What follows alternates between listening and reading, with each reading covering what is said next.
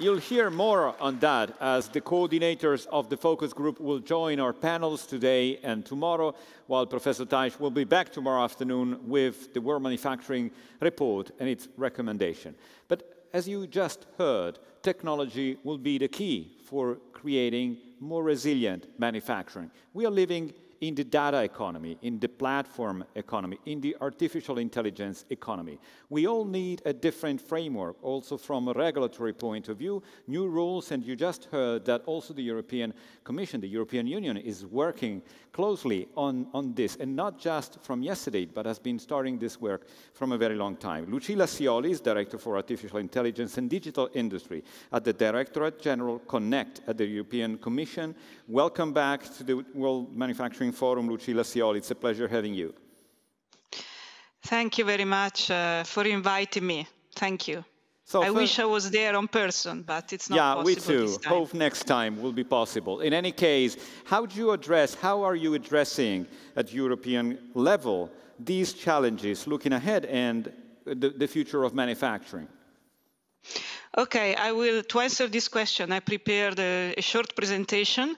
Sure. And if the slides can start, I will explain you how in the European Commission and the European Union we have been receiving the messages for the need for a very strong future for digital manufacturing. And if you go to the next slide, you will see that our president of the European Commission, our Commissioner Thierry Breton, they've been very active in promoting digital for industry, certainly during the pandemic and in the post-pandemic period, but also when the mandate of this commission started. And what I say is going to probably repeat many of the things that Marco Tasch has just said, because we have been very much receiving over time and over the years also the recommendation of the work of Marco Tasch and the various colleagues. And as you know, for the European Commission, the digital and the green transition are very important marks for this particular mandate of the Commission. And this has certainly become even more true during the pandemic, where the digital transition has accelerated, and we expect it to accelerate it even further, and where we see that there is no green transition without digital. So we need a green transition. We have very specific objectives for 2030 in terms of climate change, in terms of climate objectives. To achieve those, it is very clear that we also need a digital transition. And during the pandemic, the European Commission has made an important amount of funds available to the member states that you may all have heard about, which is called Next Generation EU, or rather called the Recovery Fund. Well, for these funds, we have committed, and the member states have committed to spend 20% of this in digital. And so we are paying a lot of attention to the fact that the national reform plans do spend 20% in digital. And I can tell you, for example, that countries like Italy, for example, Italy is spending quite a significant amount of money in digital, including on the Industry 4.0 transformation. So there is attention to the topic. Governments know that without a digital transition of manufacturing and also of the other sectors, it is not possible to achieve the objectives of the green transition. And this is going to be extremely important for the resilience of our economy and for the restarting of our economy after COVID. Next slide. And in fact, we have published a document which is called the Digital Decade. And in this document, we have set some very specific objectives we want the European Union to achieve in 2030. And these objectives somehow repeat a little bit what has just been said by Marco Tasch in the previous presentation, showing that effectively what are the objectives of a transformation of digital manufacturing are actually going to be very important for the point of view of the digital transformation in general. We certainly need more skilled people, and we certainly need more skilled citizens, but we also need more skilled experts if we want the digital manufacturing transformation to take place. Then we have also indicators in terms of infrastructure. We need a digital infrastructure that is stronger than what we have now. We need more supercomputers. We need more. We need to be stronger in our capability to develop semiconductors. We need to be stronger in our capability of developing and using trusted cloud. And then at this point, small, medium enterprises have to be able to transform themselves, because I think that in the digital transition, we've known this, we've been discussing this for years, the large enterprises find it relatively easy to transform. The ones that tend to lag behind are the smaller ones. And it is true also for manufacturing. So we have some very specific objectives in terms of the uptake of digital technologies by small, medium enterprises. And this is going to be extremely important in the manufacturing sector. And last but not least, we need a transformation of government. We need a digital transformation of government, because, as you can imagine, for the private sector to transform, the transformation of the public sector is an important milestone, because many of the services to the private sector are actually offered at the public level, and they need to be digitized, not to create impediment and red tape for the public sector, for the private sector. Next slide, please. And then when we look at the smart factory, and we know that we have been transforming and towards a smart factory, we know that this is not only a question that we have been addressing for years, that anything that is digital manufacturing is going to be called a smart factory. I think that now we are really at the core of a very important transformation, which is about the fact that many of the technologies we've been talking about are now coming together, and they're now creating a one whole, basically, in a smart factory. I'll give you an example. As there will be more Internet of Things and there will be more sensors in a factory, then all the data, there will be obviously a great increase in the amount of data that will be collected.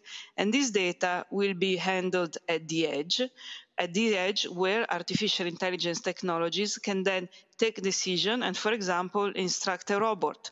And so everything is going to be connected through the data economy, which is going to take place within a factory and which will need some underlying infrastructure, like, for example, 5G.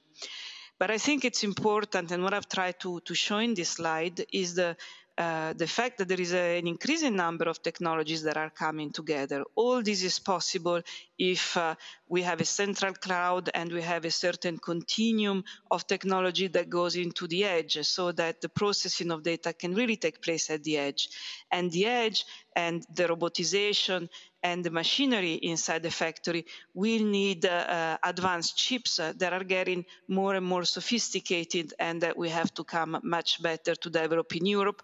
And that's why I here take the opportunity to make a quick reference to the CHIPS Act that our Commission, our President of the Commission has announced during the State of the Union speech, highlighting how in Europe we really need to be able to strengthen our capabilities in the development of chips. And of course, our activities will have to be cyber secured. That's an essential element to anything that is software and not only software. And we will have to be able to rely on an increasing number of data spaces. Now, in the Digital Europe program, which is a new program of the European Commission, we are investing in data spaces, and we are investing in particular in the manufacturing data space.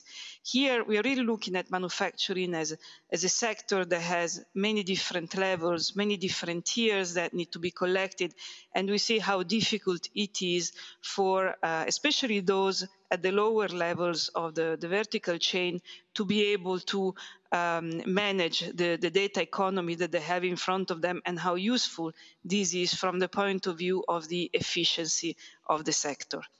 All the data will be fueling the robots. The robots will use artificial intelligence to process the data, and themselves will generate even more data.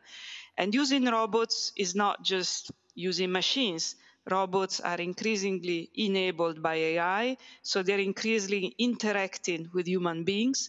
We have to make sure they're safe, and the review of the Machinery Directive has just been published. And we also also have to make that they are really being employed for carrying out the dull jobs and the difficult jobs that the humans cannot carry out. And then artificial intelligence, of course. Artificial intelligence will enable many of the processing of the smart factory. We may have an opportunity to talk about the regulatory framework later, but what is important is that artificial intelligence is actually allowing the brain basically of the smart factory, and is going to give orders and organize the work within a smart factory. And it will be fueling technologies that will be increasingly used in the future, like virtual reality, like digital twins.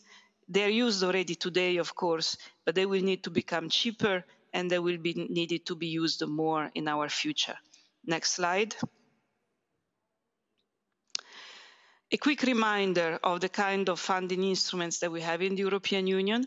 We have our traditional program, Horizon Europe. You know that program, it's our research program. We've been using this for supporting manufacturing for many years. And we have a number of new public-private partnerships that can be very interesting to manufacturing. I'm thinking of the Made in Europe public-private partnership, which is really focusing on industrial research activities in manufacturing. We have the joint undertaking on key digital technologies, which is more focused on microelectronics, but again, this is industrial research in microelectronics. We have another interesting joint undertaking, which is the high-performance computing. We think that not only SMEs, but everybody should try to make greater use of supercomputers, because they allow, of course, new ways of simulating and processing very and huge large amounts of data. And last but not least, we have a couple of partnerships, public-private partnerships, that really can interact and can have joint calls also with the stakeholders in manufacturing. I'm thinking of the public-private partnership on AI, data, and robotics. And I'm also thinking of the public-private partnership on photonics. Now, these are obviously very focused on AI, data, robotics, photonics, but a lot of these technologies are very important for the manufacturing environment. And so in the future, we will try to organize more and more joint calls so that we can bring different communities together. And the Digital Europe program is a new program of the European Commission for this new financial period. And it does not do research. It just tries to increase the capacities of the European Union in certain areas. And these areas include high-performance computing, artificial intelligence, cybersecurity skills.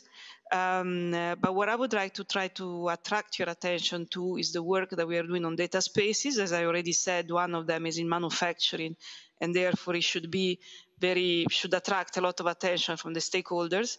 But also the fact that we are, for example, launching new initiatives like the testing and experimentation facilities in artificial intelligence, where there will be the possibility to test technology that has already been researched for, it's already been innovated, but needs to be tested before being put on the market. And we will be devoting one facility to manufacturing. So very important for the manufacturing community to follow that particular exercise. And last but not least, we will use the Digital Europe program to fund the network of digital innovation hubs. The first call is upcoming. I think Marco Tasci has already explained to you the importance of the digital innovation hubs, the importance of the hubs to transform and digitize small, medium enterprises. Last slide, please. So this is my last slide, and this is really about what is it that we can be doing in the future, in particular in the research program.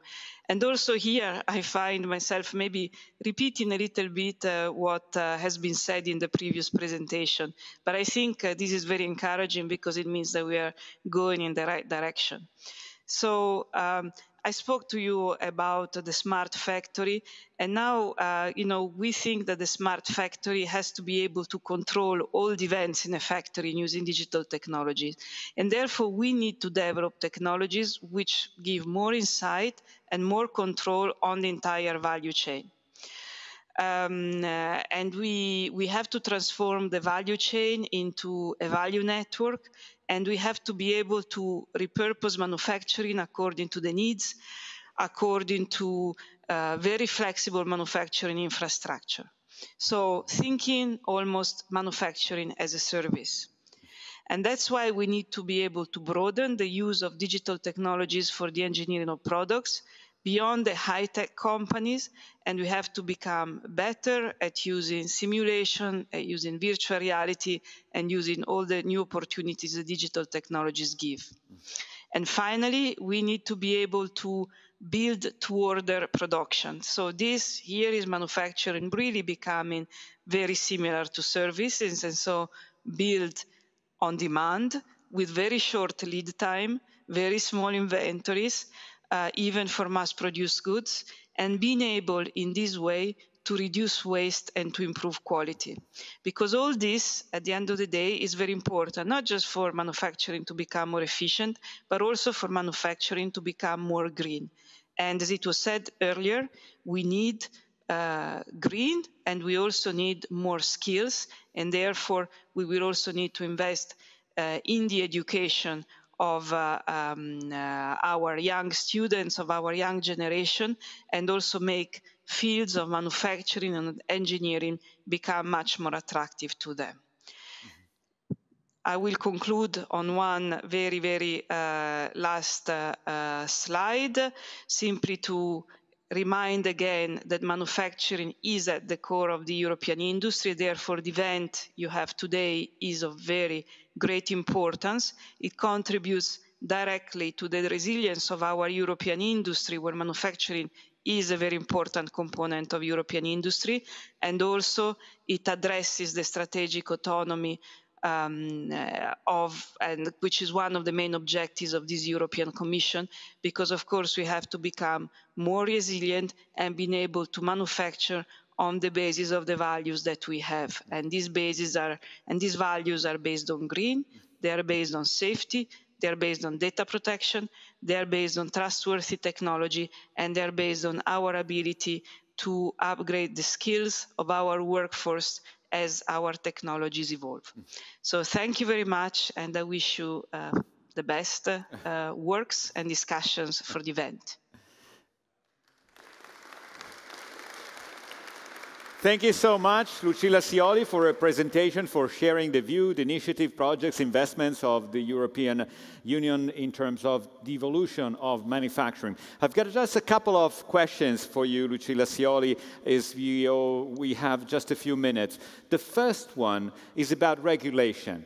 We know, and you were mentioning, that AI is a revolution, and we need new rules for this new world based on AI. But at the same time, listening to some industrialists, to some experts, also from the WMF community, we understand that there's a bit of concern about the fact that the EU is championing the world in terms of new regulation, as it happened with the GDPR, and it happened last April with guidelines on AI. And some are concerned about the fact that we are already ruling a technology which is still in the early stage. And so maybe this could make the economy more rigid and less open to innovation. What do you make of that, and how do you see the perspective of the AI regulation? Okay, first of all, let me say that our AI regulation comes in a package. On the one hand, we are trying through our programs to support the development of AI through research and through innovation and the testing facilities. On the other hand, we know from a survey of enterprises, 65% of enterprises we survey told us that one of the main barriers to the uptake of artificial intelligence is actually the fact that companies and citizens do not trust the technology. So we are trying to set up a framework of trust to enable the use of the technology. We are not regulating the whole of artificial intelligence. We are not regulating the technology. We are regulating the use of AI in certain contexts, in particular in contexts where AI carries a high risk of violating fundamental rights and safety. So for many of the industrial applications we are talking about, there is no regulation of AI. The regulation is really focused on a number of use cases that are available, that can be seen in the Annex 3 of the regulation. And you will see that there is little of that which is actually of the industrial dimension. But it is important that for the risk that AI carries, it is important that the risks are addressed and that people and companies actually trust the technology, otherwise it will not be used.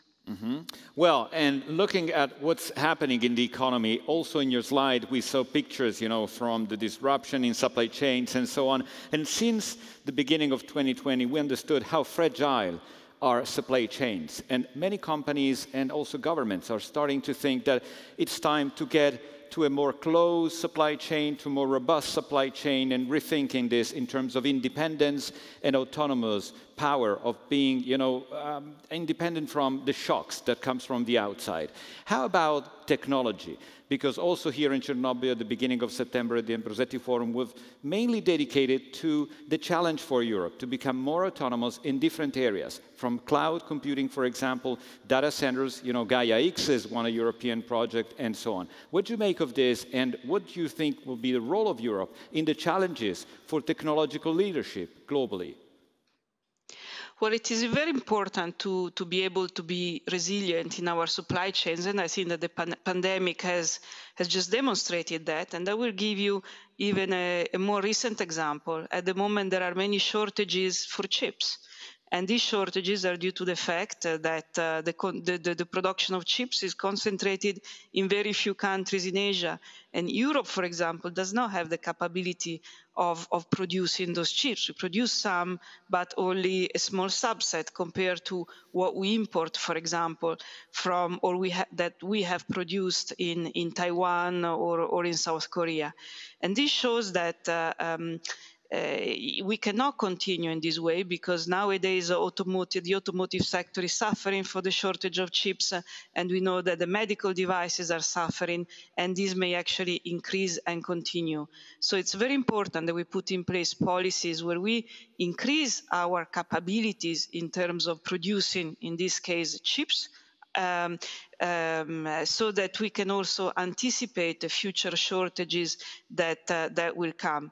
And it's not about becoming autarkic, because we are obviously interested in doing that and in attracting investment also from other countries in the European Union. But it is also about our capability to be able to master and develop technology that also respects our values. We want, for example, chips to be secure, to be safe, to protect data, to be green, to be able to help us in the digital transformation. When we depend on technology developed elsewhere, and we depend on technology developed elsewhere in big ways, then of course we have no guarantee that our values will actually be fully respected, and we can use the technology in the European Union that has the characteristics that we wish for. All right, Lucilla Sioli, this is a very big issue. Thank you so much for joining us at the World Manufacturing Forum, and all the best to you at the EU. Thank you. Thank you very much. Thank you.